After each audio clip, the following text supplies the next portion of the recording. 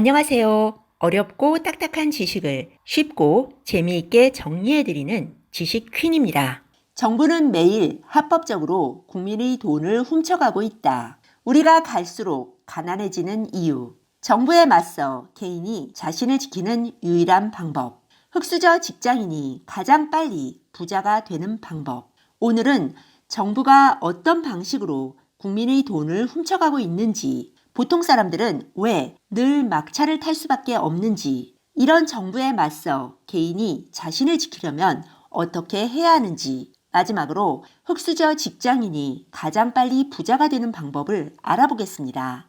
지난 시간에 소개해드린 브라운스톤의 부의 인문학은 이 어려운 질문에 대한 답을 분명하게 제시합니다. 첫째, 정부는 어떻게 국민의 돈을 합법적으로 훔쳐가고 있는가? 우리가 알아야 할 사실은 돈이 정부에서 시작한다는 점입니다. 돈이란 국가가 세금을 걷어 갚겠다고 중앙은행에 약속하고 미래의 소득을 담보로 당겨 쓰는 빚입니다. 국가가 채권을 발행하고 중앙은행이 이 채권을 사주면서 최초의 돈이 생겨납니다. 이렇게 발행된 최초의 돈이 은행의 신용 창조를 통해 최대 100배까지 늘어나는 것이죠. 정부가 돈을 마구 찍어내서 인플레이션이 발생하면 정부의 부채는 실질적으로 줄어듭니다. 반면에 은행에 예금한 사람들은 손해를 보게 되죠. 그런데 정부가 세금을 거두는 기준은 명목 화폐입니다. 예를 한번 들어보겠습니다. 정부가 지출을 늘리면서 10%의 인플레이션이 발생했습니다. 물가 상승을 반영해서 내 연봉은 4천만 원에서 4,400만 원으로 인상되었고 은행에 1,000만 원의 예금이 있습니다. 인플레이션 때문에 1,000만 원의 예금은 구매력 기준으로 900만 원의 가치밖에 가지고 있지 않습니다. 그런데 명목 소득이 올랐기 때문에 세금은 400만 원에서 500만 원으로 늘었습니다. 정리해보면 인플레이션이 발생하기 전에 내가 받은 연봉에서 세금을 빼고 남은 가처분 소득과 예금의 합, 즉 가처분 자산은 4,600만 원이었습니다. 인플레가 발생한 후 명목 가처분 자산은 4,900만 원입니다. 그런데 돈 가치가 10% 하락했다고 했죠. 그럼 이 4,900만 원의 실제 가치는 4,410만 원입니다. 어때요? 실질 가처분 자산이 4,600만 원에서 4,410만 원으로 줄어들었죠. 이렇게 정부는 합법적으로 아무도 모르는 사이에 모든 국민의 지갑에서 돈을 가져가는 것입니다. 인플레이션이 발생하면 세금은 늘어나고 돈 가치는 떨어져서 국민의 돈이 정부의 국고로 이전됩니다. 정부는 지출을 늘리거나 금리를 인하하면서 이런 사실을 다 알고 있습니다. 만약 정부가 내 친구라면 슬쩍 알려주겠죠. 앞으로 돈 가치가 10% 낮아질 테니까 예금을 빼서 주식이나 부동산이라도 사도 이렇게요. 하지만 정부는 절대로 그런 사실을 국민들에게 말해주지 않습니다. 어째서일까요?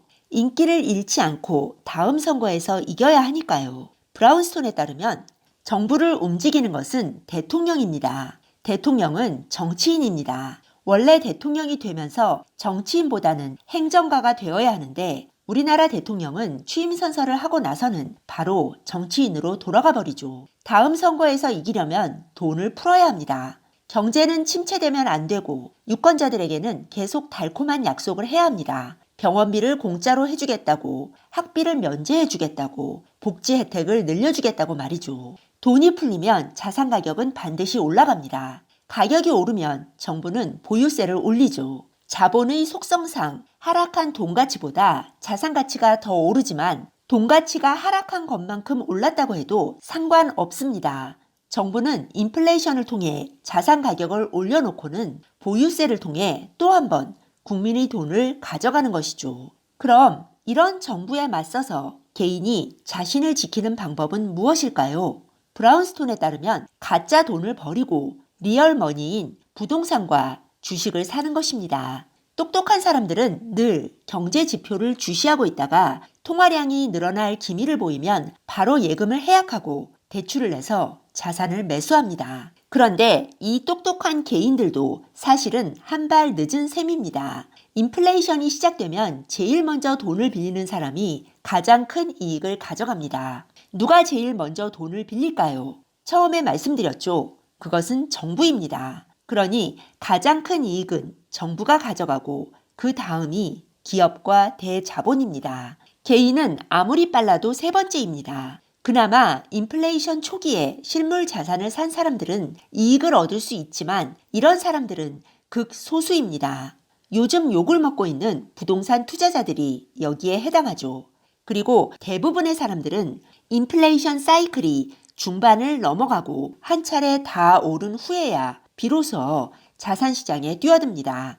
이렇게 중반 이후에 진입하니 막차를 탈 확률도 상대적으로 높아지는 것이죠. 현재 정부는 부동산으로 버는 돈은 불로소득이고 나쁜 것이라고 말합니다. 집으로 돈 버는 시대를 끝내겠다고 말합니다. 성실히 일해서 근로소득으로 살아가고 빚 없이 살고 저축해서 노후에 대비하라고 말합니다. 그런데 정부가 이야기해 주지 않는 불편한 진실이 있습니다. 그것은 바로 그들이 매일 합법적으로 국민의 돈을 조금씩 훔쳐가고 있다는 사실입니다. 그리고 그들이 권하는 방법으로는 밝은 미래는커녕 노후 대비도 할 수 없다는 사실입니다. 부동산을 제외한다면 직장인이 부자가 될 방법은 전무합니다. 불편하지만 이것이 진실입니다. 자산에 대한 투자는 자본주의 먹이사슬 맨 하단에 있는 근로소득자가 자신을 지키기 위해 사용할 수 있는 마지막 수단입니다. 정부가 인플레이션을 일으켜서 합법적으로 근로소득자의 돈을 훔쳐가고 있는 상황에서 개인이 정부에 맞서서 자신을 지킬 수 있는 정당한 해치 수단인 것입니다. 정부가 인플레이션을 일으켜서 합법적으로 국민의 돈을 가져간다며 마치 정부가 악의 화신인 것처럼 말씀드렸는데요. 여기서 정부란 현재 정부를 말하는 것이 아닙니다. 보수 정부, 진보 정부를 떠나 모든 정부가 다 여기에 해당합니다. 물론 진보 정부가 재정 지출을 늘리고 선심성 지출을 더 많이 집행하는 경향이 있기는 하지만요. 정부도 알고 있습니다.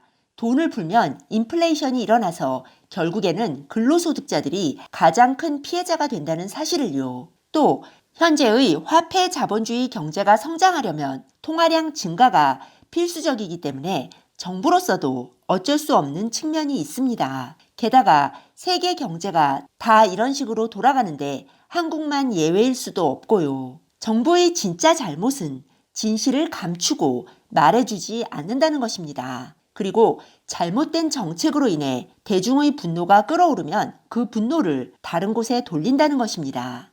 우리는 어찌 보면 언제 터질지 모르는 버블의 시대에 살고 있는 셈입니다. 그러니 통화량에 따라 팽창했다가 수축되는 자산시장의 특성을 이해하고 늘 자산시장을 지켜보면서 큰 흐름을 타는 것이 중요하다고 생각됩니다.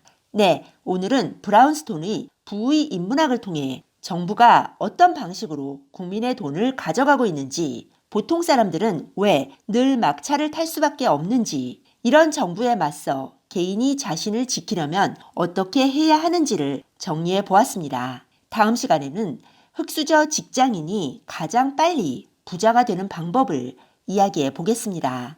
네, 오늘 들려드린 내용이 도움이 되셨다면 구독 버튼, 좋아요 버튼 꾹 눌러주세요. 여러분의 지지가 좋은 영상을 만드는데 큰 힘이 됩니다. 그리고 알람 버튼도 꾹 눌러주세요. 지식퀸의 새 영상이 올라오면 제일 먼저 받아보실 수 있습니다. 다음에 더 좋은 영상으로 보답하겠습니다. 감사합니다. 다음에 또 만나요.